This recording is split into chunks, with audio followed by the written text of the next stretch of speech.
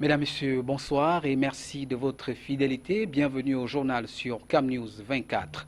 Commençons cette édition avec de la politique pour parler de la réunion d'information générale et de lancement des opérations de renouvellement des bureaux des organes de base du Rassemblement démocratique du peuple camerounais RDPC dans le littoral.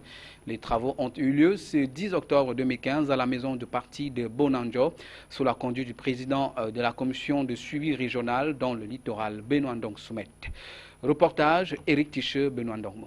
Il était question au cours des travaux d'informer les 4 commissions départementales de coordination des opérations de renouvellement des organes de base, des présidents et chargés de mission, des commissions électorales de section, des membres du comité central, des parlementaires membres du RDPC, des présidents et présidentes des bureaux de section RDPC, au FRDPC et au JRDPC dans le littoral.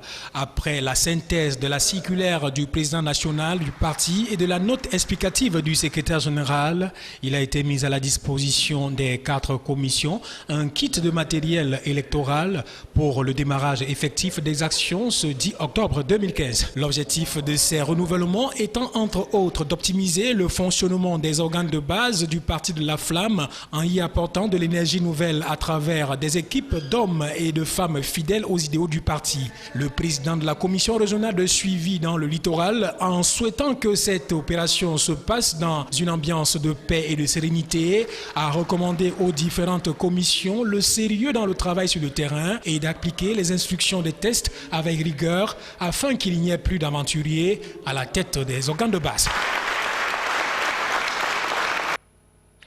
En éducation, le lycée bilingue de Nubel à Douala célèbre ses 75 ans.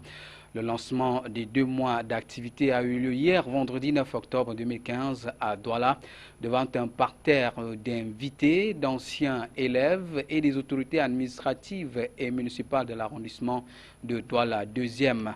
Madame le proviseur Tamar Eboa a saisi l'occasion d'interpeller la communauté éducative en général et les anciens élèves en particulier de faire un retour d'ascenseur à ce lieu de connaissance qui leur a donné une plus-value durant leur cursus scolaire, établissement qui croupit donc sur le ciel et sur le poids de l'âge. Nous vous proposons à présent de suivre un témoignage d'une ancienne élève de cet établissement, Denise Fampou, puisqu'il s'agit d'elle, est le magistrat municipal de l'arrondissement de Douala 2e. J'ai fait de la 6e en terminale, effectivement. C'est un lycée que je connais de fond en comble. Et comme j'ai l'habitude de dire en tant que femme politique, il n'est pas facile de me déraciner à Nubel parce que je suis un pur produit de Nubel. Donc, c'est vraiment pour moi un grand honneur. C'est avec beaucoup d'émotion, je n'arrive même pas à parler. Parce que hier, j'étais comme eux là en face et je voyais les autorités parler ici. Aujourd'hui, c'est mon tour de parler pour que les autres m'écoutent. Et je souhaite déjà à tous ces enfants d'être des braves et des dignes élèves de ce lycée, parce que le lycée de Nubel, et qui jadis était le collège des filles, n'a formé que des personnes de forte tête. Et je pense que Madame le proviseur a eu cette insidieuse idée de créer, de parler de cette commémoration de 75 ans qui va à coup sûr rassembler tous les anciens de cet établissement, toutes les générations confondues, et ça nous permettra de nous mettre ensemble pour voir comment nous pouvons aider nos jeunes camarades d'aujourd'hui, parce que nous étions aussi élèves ici, donc vous êtes nos jeunes camarades, et comment améliorer vos conditions de scolarité ici. Et surtout, Madame le proviseur n'a pas fait un anniversaire pour le faire, surtout un anniversaire pour venir voir dans quel état se trouve cet établissement qui aujourd'hui est comme une vieille femme qui a fait beaucoup d'enfants, mais qui malheureusement est abandonnée à elle-même. Toujours dans les festivités des 75 ans du lycée bilingue de Nubel à Douala, une marche sportive baptisée Marche intergénérationnelle a été organisée ce samedi matin dans les artères des arrondissements de Douala 1er et 2e. D'ailleurs, Madame le proviseur en compagnie d'élèves et anciens élèves ont parcouru les endroits tels que le marché central, le quartier Aqua et Bali. Écoutons à présent Madame le proviseur Tamar Eboa qui revient sur l'objectif de cette marche intergénérationnelle. La marche de ce matin avait un double objectif. Le premier était d'interpeller la grande population, parce que vous avez vu notre itinéraire qui a pratiquement couvert des artères de notre arrondissement et on a même empiété un peu sur l'arrondissement de Douala 1er. C'était pour interpeller les uns et les autres à venir partager ce moment de célébration avec nous, mais aussi à se rendre compte de ce que la restauration dont nous parlons est une nécessité vraiment. Et intergénérationnelle parce qu'il faut que les anciens viennent attirer l'attention de leurs jeunes frères, de leurs jeunes camarades, pour leur montrer qu'à travers l'école, on peut réussir. Coopération Cameroun-Tchad, une réunion d'experts se tient lundi prochain à Yaoundé pour évaluer le processus conduisant à la construction du pont sur le fleuve Logone devant donc relier les villes de Yagua au Cameroun et Bangor au Tchad. Si ce pont venait à se réaliser, cela constituera une avancée importante dans l'intégration bilatérale entre le Cameroun et le Tchad. Les enjeux de ce projet dans ce récit. Des travaux du comité bilatéral de pilotage du projet de construction du pont sur le Logone entre Yagua au Cameroun et Bangor au Tchad sont au rendez-vous ce lundi 12 octobre 2015 à Yaoundé. Il s'agit de faire le bilan sur les mécanismes qui conduisent la construction d'un ouvrage de franchissement sur le Logone pour relier les villes frontalières que sont Yagua et Bangor. Un véritable avantage pour la promotion de l'intégration bilatérale et sous-régionale, car la plupart des échanges commerciaux entre le Cameroun et le Tchad s'effectuent par voie terrestre. La réalisation de cette nouvelle infrastructure permettra à coup sûr de densifier les points d'échange sur la frontière commune, longue de plus de 1000 km, et de valoriser les potentialités économiques des deux pays. Le projet du pont sur le fleuve Logone favorisera aussi la diminution des pertes en vies humaines et des biens lors de la traversée du fleuve. Si ce pont long de 254 mètres pour une largeur de 9 mètres venait à se réaliser, il serait le second sur le fleuve Logone entre les deux pays, après celui de Gouel, construit grâce au financement de la Banque africaine de développement BAD entre janvier 2010 et septembre 2012. La réunion de Yaoundé ce lundi pourra aboutir à la finalisation des mécanismes d'avant-projet, la fin des études techniques constituant le lancement des travaux. Face aux répercussions néfastes des actes terroristes à la frontière entre le Cameroun et le Tchad, les présidents Paul Biya du Cameroun et Idriss Déby du Tchad concrétisent leur volonté respective d'être les moteurs de l'intégration sous-régionale. Le pipeline reliant les deux pays en est une opportunité concrète de cette volonté commune. Retour sur la 46e journée mondiale de la Poste.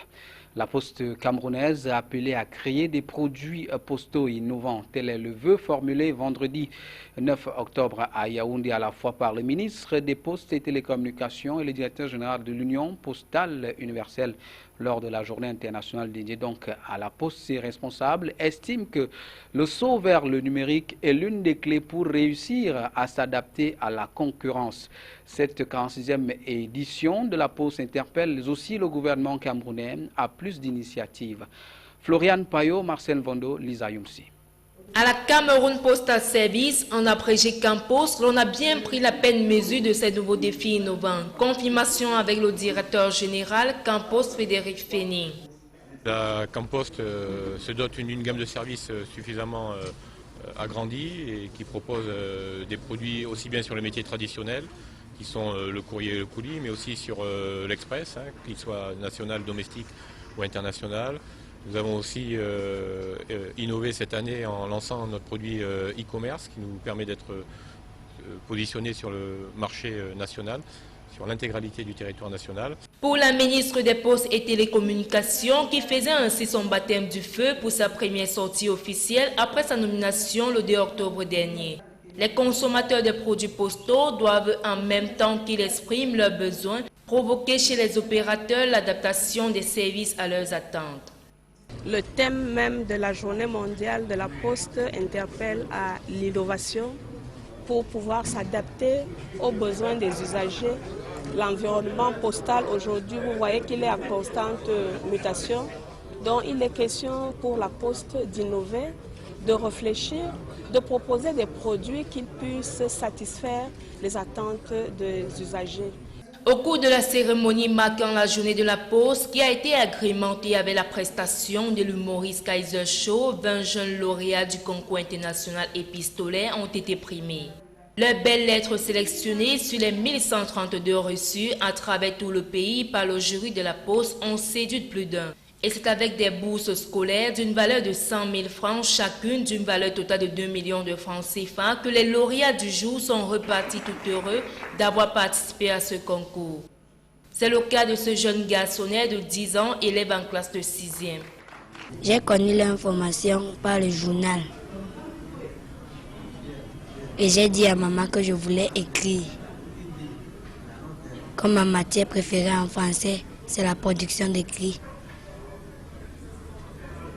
C'est pour ça que j'ai fait le concours de la Campus. Je suis heureux d'avoir reçu le prix de la Campus, du concours de la meilleure lettre de Campus. Pour être aussi proche des consommateurs et stimuler leurs adhésions, les services postaux doivent faire camp avec des astuces pareilles, car dans un monde globalisant, tout devrait passer entre les uns et les autres comme une lettre à la poste. Les défis qui interpellent la Poste au niveau national qu'international sont nombreux, surtout avec la montée en puissance des nouvelles technologies de l'information et de la communication.